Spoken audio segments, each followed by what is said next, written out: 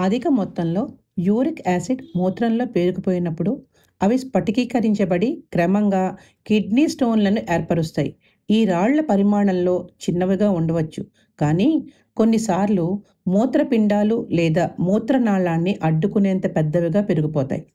చాలా తక్కువ నీరు తాగడం, ఎక్కువ ఉప్పు లేదా ప్రోటీన్ తీసుకోవడం, జీవనశైలి లోపాలు, జన్యుపరమైన కారణాలు కిడ్నీ స్టోన్ ఏర్పడే ప్రమాదాన్ని పెంచుతాయి.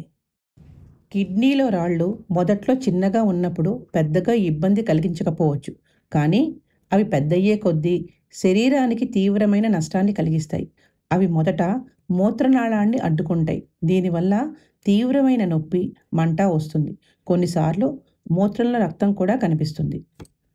ఈ రాళ్ళు చాలా కాలం పాటు మూత్రనాళాల్లో ఉండిపోతే అది మూత్రాన్ని అడ్డుకుంటుంది. ఇది మూత్రనాళాల ఇన్ఫెక్షన్ ప్రమాదాన్ని పెంచుతుంది. నిరంతరం నొప్పి, అవరోధం క్రమంగా మూత్రపిండాల పనితీరును తగ్గిస్తుంది. ఇక పెద్దరాళ్ళైతే శాశ్వతంగా మూత్రపిండాల నష్టాన్నే కలిగిస్తాయి. ఇలాంటి పరిస్థితిలో డయాలసిస్ లేదా సర్జరీ కూడా అవసరం అవ్వచ్చు.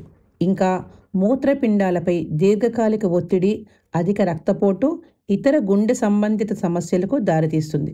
అందువల్ల కిడ్నీలో రాళ్లను తేలికగా తీసుకోవడం ప్రమాదకరమని వైద్య నిపుణులు హెచ్చరిస్తున్నారు. కిడ్నీలో రాళ్ళు ఏర్పడడానికి కేవలం ఆహార అలవాట్లే కారణం కాదు. కొన్నిసార్లు అవి జన్యుపరంగా కూడా సంక్రమిస్తాయి. కిడ్నీలో స్టోన్స్ చేరకుండా ఇంట్లోనే కొన్ని ప్రికాషన్స్ తీసుకోవచ్చు. వాటర్ ఎక్కువ తాగాలి. సాల్ట్, ప్రోటీన్ తీసుకోవడంలో కొంచెం కంట్రోల్లో ఉండాలి.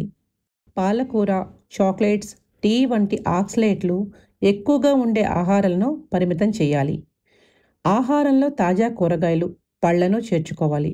ఆల్కహాల్, ఫాస్ట్ ఫుడ్కు దూరంగా ఉండాలి. హెల్త్ ఇష్యూస్ అనేవి మన ప్రమేయం లేకుండా రావాల్సిన టైంలో మన శరీరానికి ఎలాగా వస్తాయి. ఆరోగ్యమే మహాభాగ్యం అంటారు కాబట్టి చిన్న చిన్న హోమ్ రెమెడీస్ తీసుకొని మన ఆరోగ్యాన్ని జాగ్రత్తగా ఉంచుకుందాం.